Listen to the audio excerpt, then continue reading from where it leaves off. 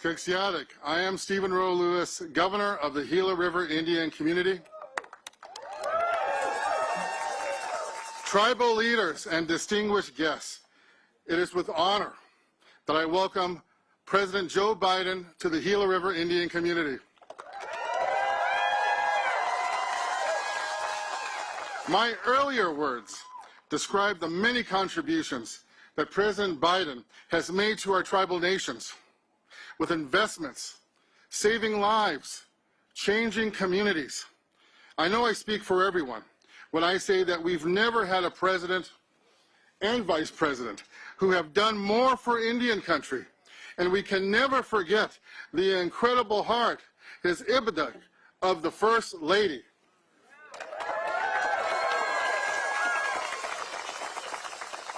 We're here today to acknowledge the past and to take the first difficult but necessary steps to begin the healing. Because today is as much about our future as it is our past. All of us present today are joined in spirit by those who did not survive the unimaginable. We offer our prayers to those who did not survive. And we offer our heart, our ibada, to those who did, as we admire their strength. It's not surprising that President Biden, a person of unparalleled compassion, impeccable character, and profound empathy, would be standing with us today on Atham Juvat, on Indian country. Each of us understand the solemn nature of this day, of this moment, of this historical time and place that we are all a part of. Today's words will be carried forward by all of us here, Mr. President, into future generations. This is a day built on respect and honor. We all know today Indian country is much stronger because of the words and actions and the heart, the ibada, the heart of President Biden. On behalf of the Gila River Indian community, I introduce to you President Joe Biden. Thank you, sir. We love you. Love you. Everything you've done.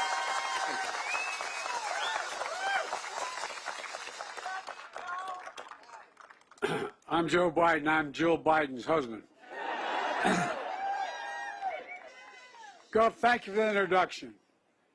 And to the Gila Indian River community, nothing wrong with me, Gila River Indian community for welcoming today. You know, I say this with all sincerity.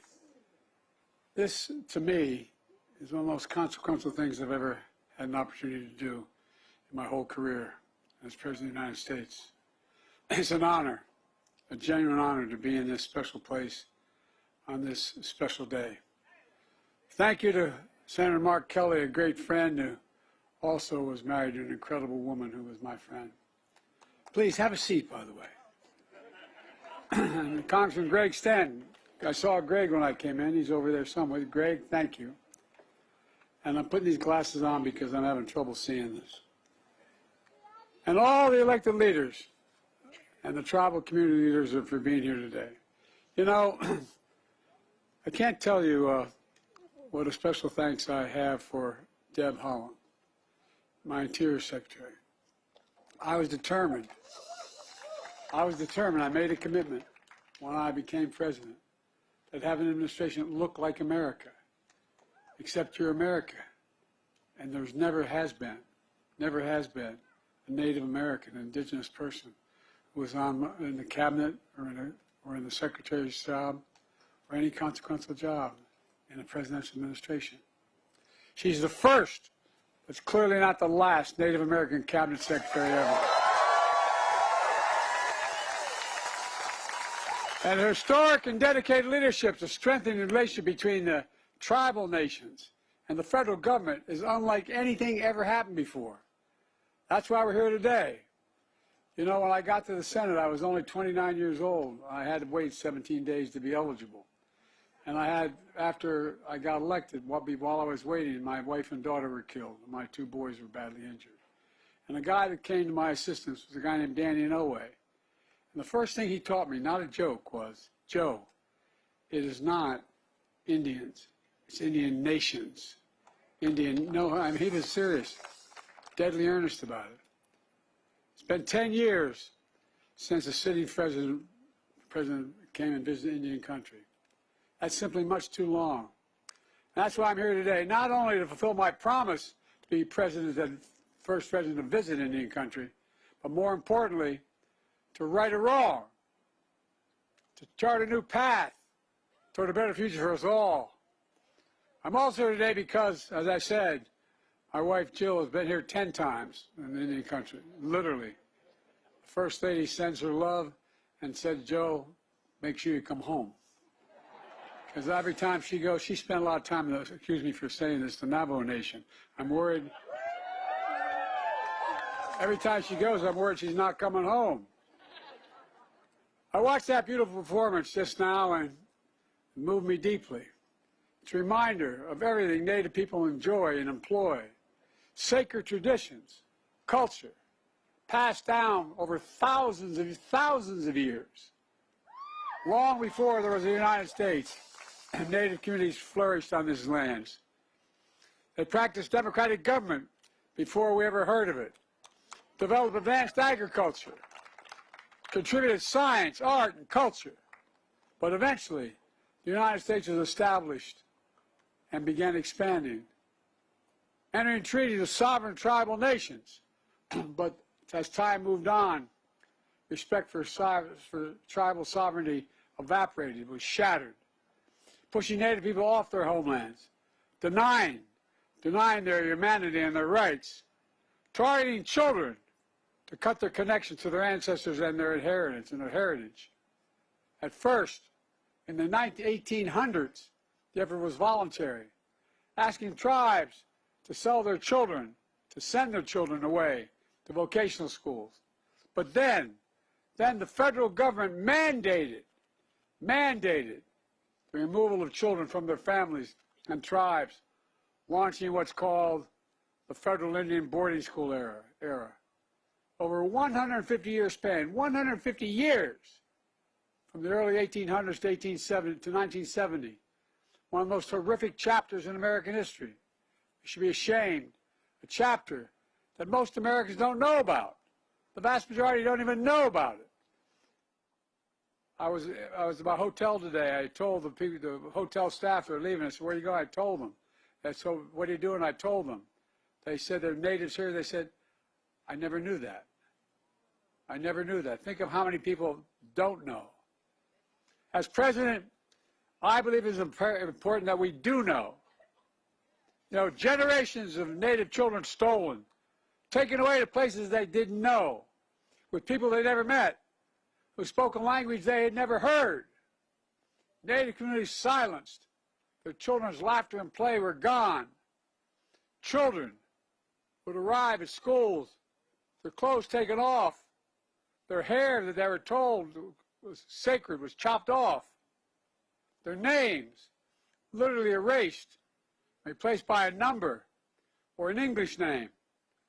One survivor later recounted her days when taken away. She said, quote, "My mother, standing on that sidewalk as we loaded into a green bus, I can see the image of my mom burned into my mind and my heart where she was crying." Another survivor described what it was like at the boarding school. I quote, "When I would talk in my tribal language, I would get hit. I lost my tongue. They beat me every day. Children abused, emotionally, physically, and sexually abused, forced into hard labor. Some put up for adoption without the consent of their birth parents. Some left for dead in unmarked graves. And for those who did return home, they were wounded in body and in spirit, Trauma and shame passed down through generations.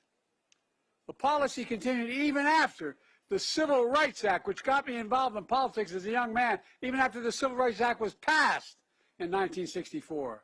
It continued. All told, hundreds and hundreds of federal Indian boarding schools across the country. Tens of thousands of Native children entered the system. Nearly 1,000 documented Native child deaths, though the real number is likely to be much, much higher. Lost generations, culture and language, lost trust. It's horribly, horribly wrong. It's a sin on our soul. I'd like to ask, with your permission, for a moment of silence, as we remember those lost and the generations living with that trauma.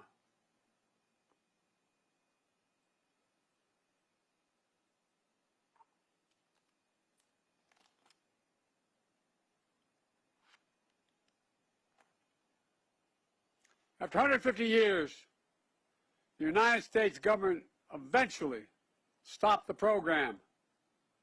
But the federal government has never formally apologized for what happened until today. I formally apologize as President of the United States of America for what we did. I formally apologize. And it's long overdue. At a tribal school in Arizona, a community full of tradition and culture, and joined by survivors and descendants to do just that. Apologize, apologize, apologize. Rewrite the history book correctly. I have a solemn responsibility to be the first president to formally apologize to the Native peoples. Native Americans, Native Hawaiians, Native Alaskans, and federal Indian boarding schools. It's long, long, long overdue. Quite frankly, there's no excuse that this apology took 50 years to make. The federal Indian boarding school policy, the pain it has caused, will always be a significant mark of shame, a blot on American history. For too long, this all happened with virtually no public attention, not written about in our history books, not taught in our schools. Let her talk. Let her talk.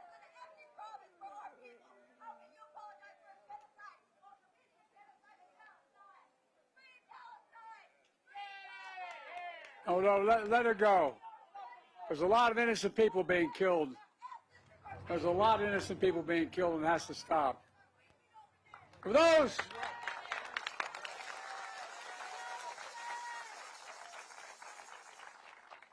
those who went through this period, it was too painful to speak of. For our nation, it was too shameful to acknowledge. But just because history is silent doesn't mean it didn't take place. It did take place. While darkness can hide much, it erases nothing. It erases nothing. Some injustices are heinous, horrific, and grievous. They can't be buried, no matter how hard people try. As I've said throughout my presidency, we must know the good, the bad, the truth of who we are as a nation. That's what great nations do. We're a great nation. We're the greatest of nations. We do not erase history. We make history. We learn from history. And we remember so we can heal as a nation. It takes remembering.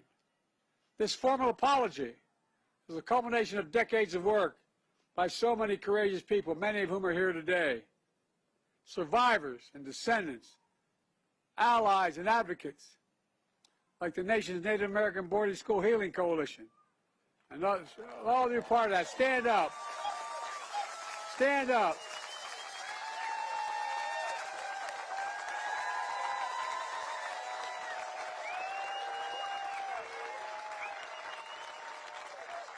As my grandfather would say, you're doing God's work.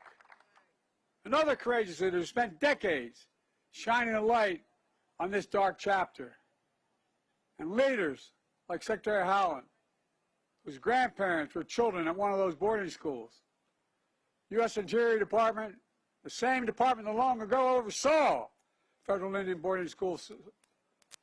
Guess what? The extensive work on the breaking ground has happened with her. It's appropriate that she is bringing an end to what that very agency did. Groundbreaking report,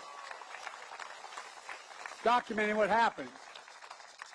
We owe it to all of you across Indian country the truth. Truth must be told. The truth must be heard all across America. But this official policy is only one step toward and forward from the shadows of failed policies of the past. That's why I've committed to working with indigenous communities across the country to write a new and better chapter in our history, to honor the solemn promise the United States made to tribal nations to fulfill our federal trust and treaty obligations. It's long, long, long overdue.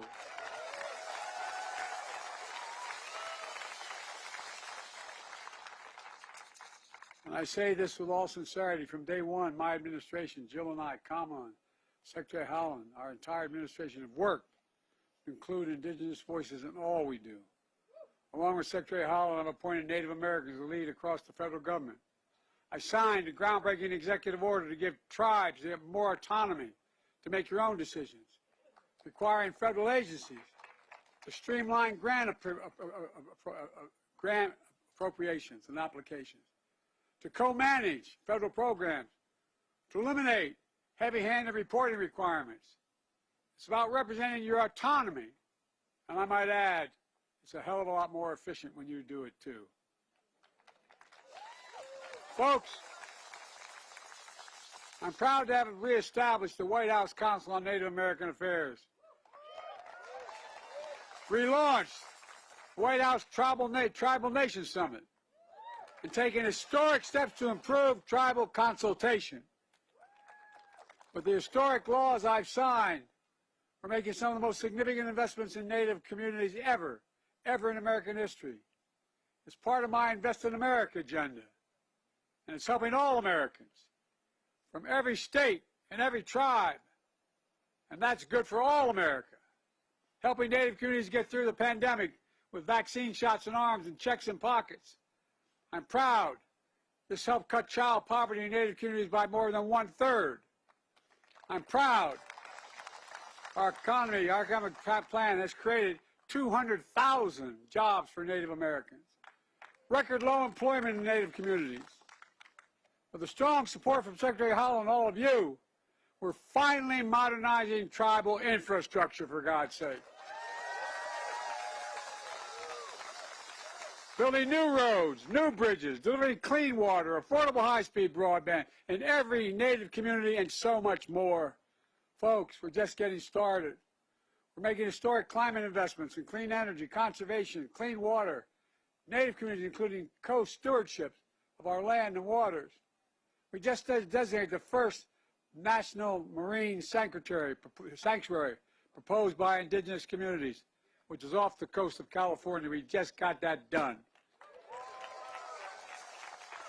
And I've restored and designated multiple national monuments to honor tribal nations, including the ancestral footprint of the Grand Canyon right here in Arizona, where I had the honor of visiting. It's breathtaking. It was breathtaking. I secured the first ever advanced funding for Indian health services, so tribal hospitals can plan ahead, order supplies, hire doctors, and know that the money will be there. We're also preserving ancestral tribal homelands, restoring salmon and other native fish, recognizing the value of indigenous knowledge and languages, especially those damaged in the boarding school era. In fact, my administration was proud to defend the Indian Child Welfare Act.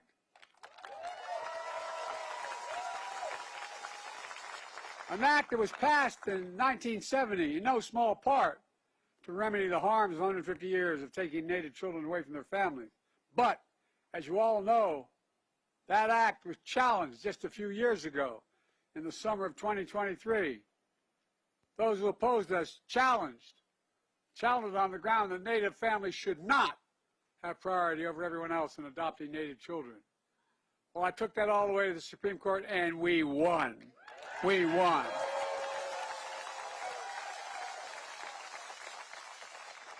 We also extended mental health programs through the Bureau of Indian Education so young people have the tools to end cycle of generational trauma.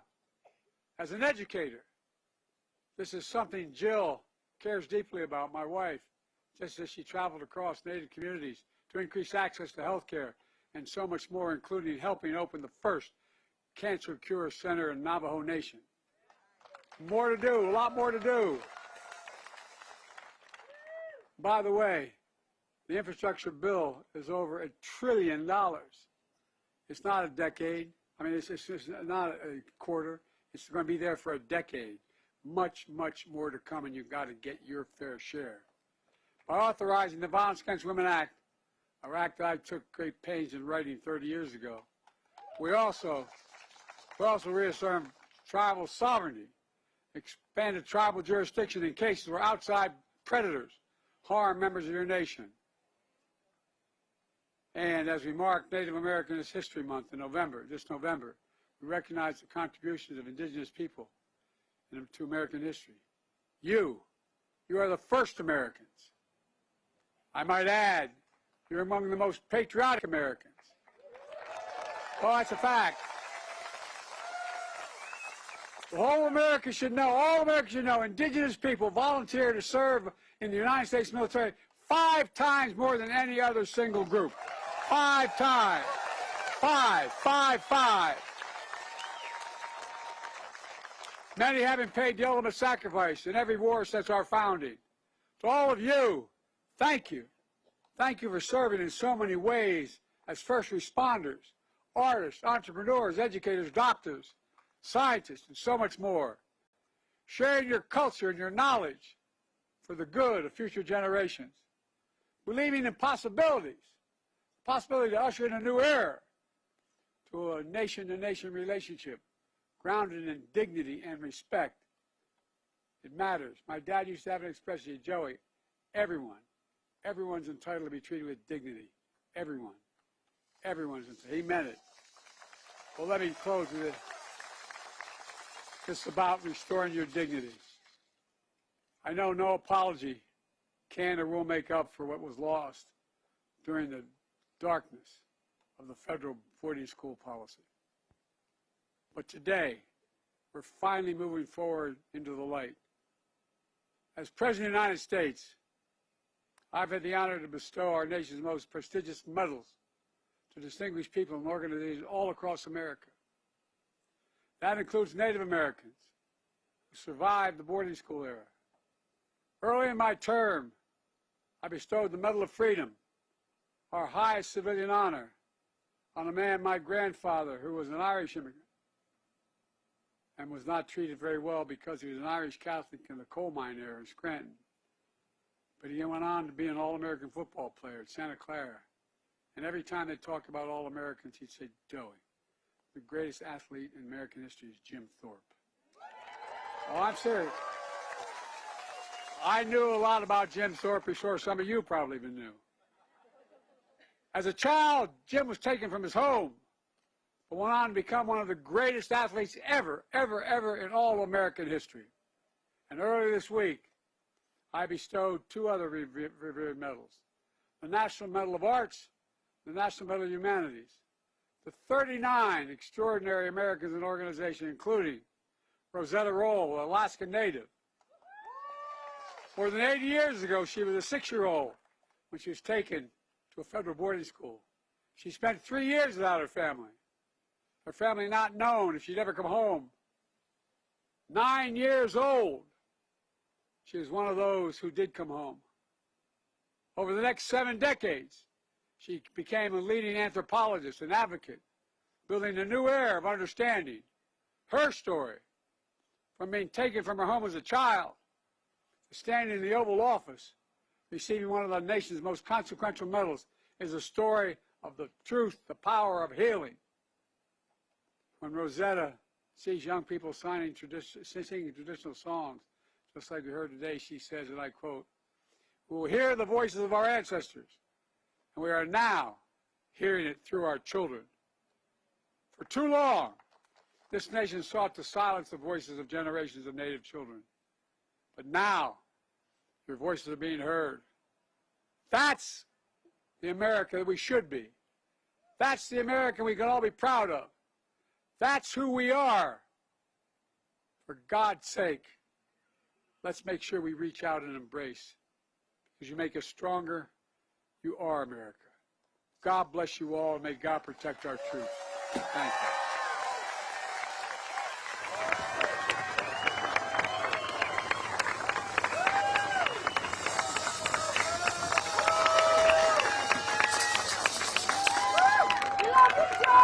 Thank you, Mr. President. Thank you, Joe. You Joe. Thank you, Joe. Thank you, Joe. Thank you, Joe. Thank you, Joe. Thank you, Joe. Thank you, Joe. Thank you, Joe. Thank you, Joe.